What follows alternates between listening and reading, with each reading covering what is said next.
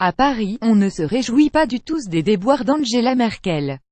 L'échec des négociations de la coalition Jamaïque prolonge d'autant l'incertitude européenne. Sur l'ensemble des propositions avancées par le président français dans le but de renforcer l'Europe, le dialogue avec l'Allemagne est indispensable.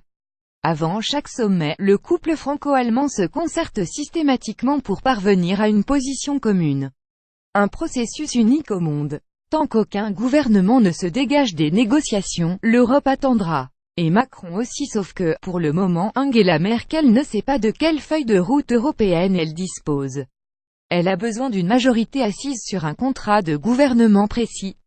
Par exemple, sur l'avenir de la zone euro, de pilotage d'un éventuel budget qui serait un fonds monétaire européen, la chancelière a besoin de savoir jusqu'où peuvent aller les libéraux du FDP.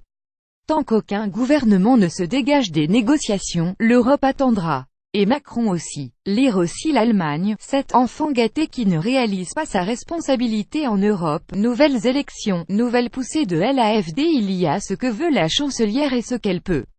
Contrairement au président français, qui, sur le terrain diplomatique, ne rend compte à personne, la chancelière allemande doit consulter longuement avant de décider. C'est le propre des régimes parlementaires modernes. Elle ne peut donc, de seul chef, engager le pays dans telle ou telle voie quand il suffit au président français de quelques minutes pour engager, seul, le feu nucléaire. En attendant, il y a blocage et les négociations en vue de former une grande coalition ont échoué.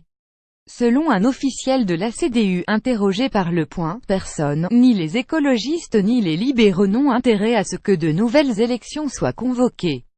Car le parti nationaliste AfD risquerait de faire un score encore supérieur à celui des dernières élections. Ce stimulant anti-AfD a été inopérant lors des dernières négociations qui butent toujours sur la question migratoire qui a pris, en Allemagne, des proportions importantes, répandant un sentiment d'insécurité qui a gagné les régions prospères de la Bavière.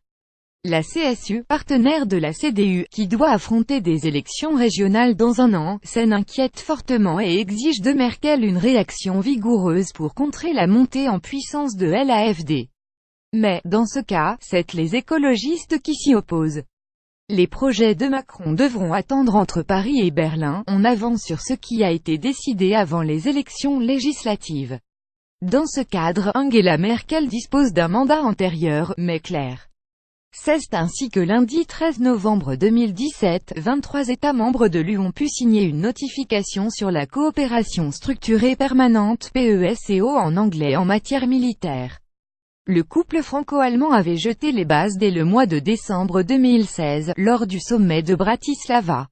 À l'époque, François Hollande et Angela Merkel avaient convenu de donner un nouvel élan à la coopération militaire en Europe, en complément de l'OTAN.